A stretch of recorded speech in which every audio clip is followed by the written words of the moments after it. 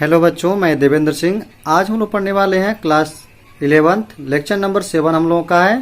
पहले चैप्टर का यानी चैप्टर का नाम हम लोग का है अपचयप्चय अपक्रिया। उसमें हम लोग का इसके पिछले वाले वीडियो में ऑक्सीकरण अपचयन या आयन इलेक्ट्रॉन विधि या ऑक्सीकरण संख्या विधि या ऑक्सीकरण संख्या निकालने ये सब सारे चीज़ें हम लोग पढ़ चुके हैं। इसमें लोग अब हम लोग पढ़ने वाले हैं इसमें ऑक्सीकरण अभिक्रियाओं के प्रकार, यानी ऑक्सीकरण अपचयन है उसके अभिक्रिया जो हो रही हैं उनके प्रकार के बारे में पढ़ना है। वो कितने प्रकार के होते हैं, कौन कौन से प्रकार हैं, क्लास फर्स्ट ईयर में जो भी प्रकार दिया गया उसको हम बताने जा रहे हैं। सो गाइस स्टार्ट करते हैं। मैं देवेंद्र सिंह। आज हम लोग पढ़ने वाले हैं इसमें योग अभिक्रिया यानी कॉम्बिनेशन रिएक्शन। तो योग अभिक्रिया यानी ऑक्सीकरण अपचयन के जो विभिन्न प्रकार की अभिक्रियाएं हैं उसमें से पहला योग अभिक्रिया है जिसका नाम है कॉम्बिनेशन रिएक्शन यानी योग अभिक्रिया।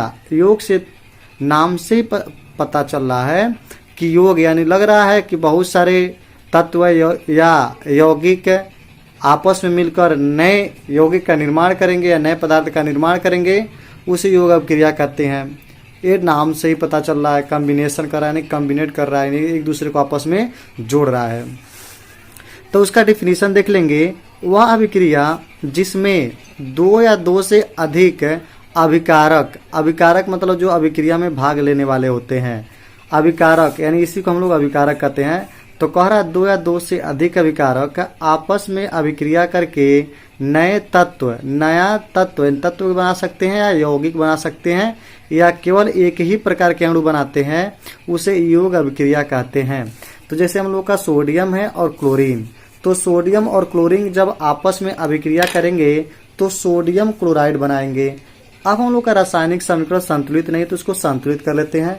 NaCl2 यानी दो क्लोरीन है तो दो क्लोरीन करने के लिए यहाँ पे 2 कर देंगे और 2 Na हो गया तो 2 यहाँ भी कर लेंगे। ये एग्जाम्पल के रूप में और भी ले सकते हैं।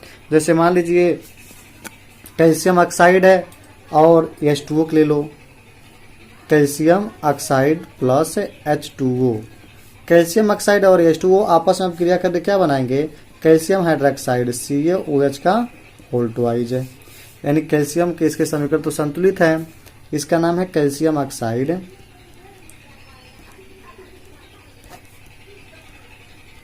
और हम लोग का यह जल है और इसका नाम है कैल्शियम हाइड्रोक्साइड। कैल्शियम हाइड्रोक्साइड ये हम लोग को 2 एग्जाम्पल हो गए और बहुत सारे भी एग्जाम्पल दे सकते हैं। चाहे तो हम लोग ये भी देख सकते हैं, मान लीजिए मैग्नीशियम है और ऑक्सीजन है, आपस में क्रिया करके मैग्नीशियम ऑक्साइड बना लेंगे। 2 ऑक्सीजन है तो 2 कर लीजिए, यहाँ भी 2 कर लीजिए। यानी बहुत सारे एग्जाम्पल हैं। अगला हम लोग का हेडिंग है अपघटन अभिक्रिया यानी डिकम्पोजिशन रिएक्शन। अपघटन अभिक्रिया हम लोग डिकम्पोजिशन रिएक्शन, इसका इंग्लिश नाम हो जाता है डिकम्पोजिशन रिएक्शन। अब अपघटन से नाम से ही दिख रहा है, अपघटन मतलब होता है अपघटित होना, यानी लग रहा है कोई यौगिक या तत्व होंगे जो आपस में अपघटित हो जाएंगे, यानी उष्मा के द्वारा हो, चाहे विद्युत के द्वारा हो, चाहे प्रकाश के द्वारा हो, अपघटित हो जाते हैं। यानी अपने यौगिकों में या यौगिक जब कोई यौगिक अपने अणु या अपने तत्वों में टूट जाता है तो उसे हम लोग क्या कहेंगे, अपघटन अभिक्रिया कहेंगे। तो इसका देख लेते हैं उसका डेफिनेशन। वे रासायनिक अभिक्रिया जिसमें कोई यौगिक अपने अवयवी तत्वों या छोटे छोटे सरल यौगिकों में अपघटित हो जाते हैं तो उसे अपघटन अभिक्रिया कहते हैं। इसमें से हम लोग का पहला है ऊष्मीय अपघटन, इसका इंग्लिश नाम है थर्मल डिकम्पोजिशन। यानी ऊष्मीय यानी जो अभिक्रिया यानी वे अभिक्रिया जो ऊष्मा के द्वारा अपघटित हो जाते हैं उसे ऊष्मीय अपघटन अभिक्रिया कहते हैं।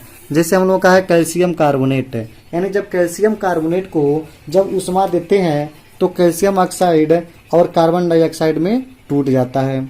तो देखते हैं कैल्शियम कार्बोनेट हो गया। अब इसको ऊष्मा जब देंगे तो ऊष्मीय अपघटन होगा। तो ऊष्मीय अपघटन होने के साथ साथ कैल्शियम कार्बोनेट क्या बनता है, कैल्शियम ऑक्साइड और कार्बन डाइऑक्साइड। नाम है calcium carbonate, calcium oxide, carbon dioxide.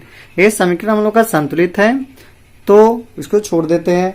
या एक एग्जाम्पल और भी चाहे तो दे सकते हैं, या अगला लिख लीजिए हम लोग का है विद्युत अपघटन। विद्युत अपघटन का डिफिनीशन देख लेंगे। यानी वे अभिक्रिया जो विद्युत के माध्यम से अपघटित होता है उसे विद्युत अपघटन अभिक्रिया कहते हैं। विद्युत अपघटन इलेक्ट्रोलाइटिक डिकम्पोजिशन, यानी वे अभिक्रिया जो विद्युत के द्वारा अपघटित होते हैं विद्युत अपघटन अभिक्रिया कहलाते हैं। तो एग्जाम्पल के रूप में हम लोग NaCl लेते हैं।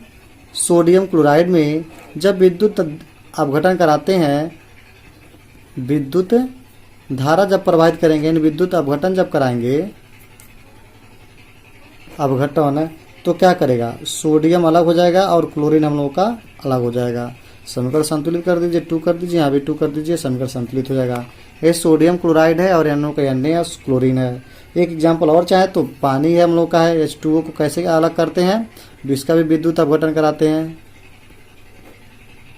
जब इसका विद्युत अपघटन करा देंगे तो ये भी हम लोग का पानी में H2 में और ऑक्सीजन में टूट जाता है।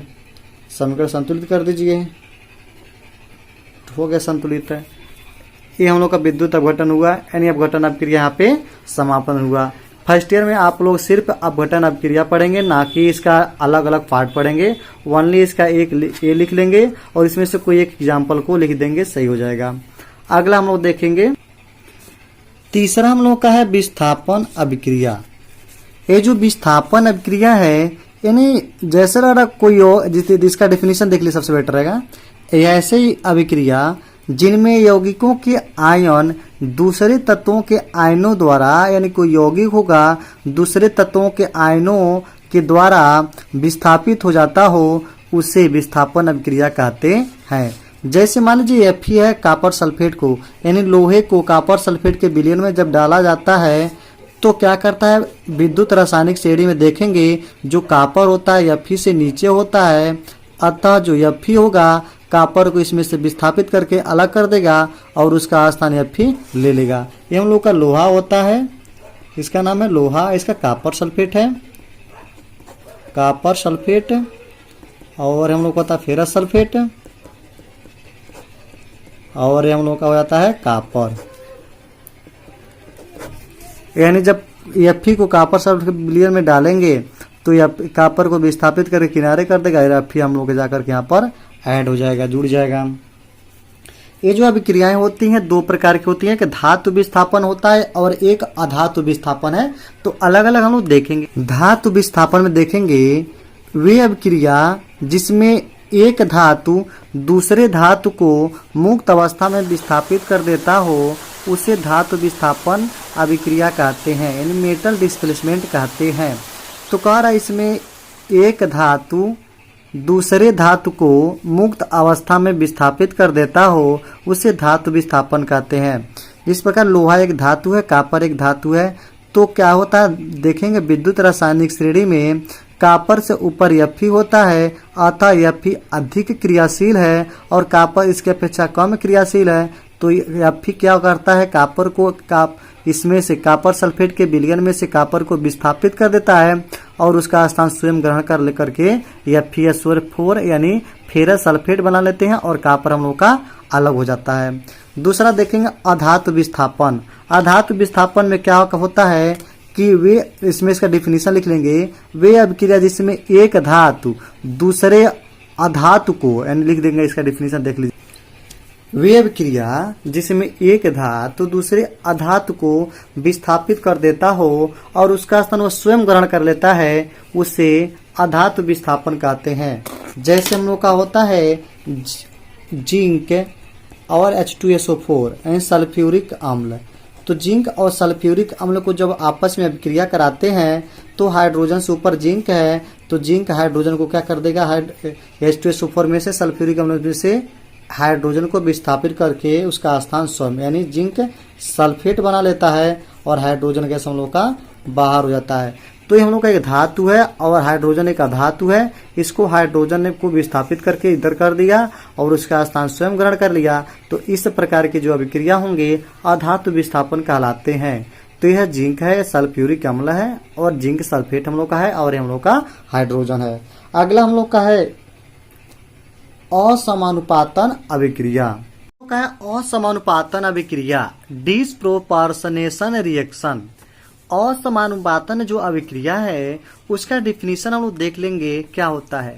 ये वह रासायनिक अभिक्रिया जिसमें एक ही पदार्थ का ऑक्सीकरण तथा अपचयन दोनों हो तो वह अभिक्रिया असमानुपाती या असमानुपातन अभिक्रिया कहलाती है। यानी कोई एक ही है पदार्थ जिसका ऑक्सीकरण भी होगा और उसी का अपचयन भी होगा, नहीं एक ही रिएक्शन में ऐसा अभिक्रिया पहली बार हम लोग पढ़ रहे हैं, इसको देख लीजिए। जैसे फास्फोरस और हाइड्रोक्साइड के साथ जब अभिक्रिया कराते हैं तो H2PA2 और फास्फिन और H2O प्राप्त होता है। तो इसमें क्या होता है, फास्फोरस को देखेंगे H2PO2 के संग क्या हो रहा है, ऑक्सीकरण हो रहा है। इसका क्या हो रहा है, ऑक्सीकरण हो रहा है। और इसी फास्फोरस का फास्फिन के साथ देखते हैं तो इसका क्या हो रहा है, अपचयन हो रहा है। यानी वह अभिक्रिया जिसमें एक ही पदार्थ का ऑक्सीकरण भी होता है और उसी पदार्थ का अपचयन भी होता है, तो इस प्रकार की अभिक्रिया को असमानुपातन या असमानुपाती अभिक्रिया कहते हैं। और आज का वीडियो मेरा यहीं पर समाप्त हुआ। यदि जो लोग इस वीडियो पर नए हैं प्लीज इसको सब्सक्राइब जरूर कर दीजिएगा, क्योंकि जैसे मैं अगला वीडियो में बनाऊंगा तो तुरंत आपके पास पहुंच जाए। और अगला हम लोग का वीडियो डेनियल सेल पर होगा, जो मोस्ट इंपॉर्टेंट क्वेश्चन है आप लोगों के लिए। आप फर्स्ट ईयर में काम आएगा और सेकेंड ईयर दोनों के काम आएंगे। तो मिलते हैं हम अगले वीडियो में। Okay, thank you.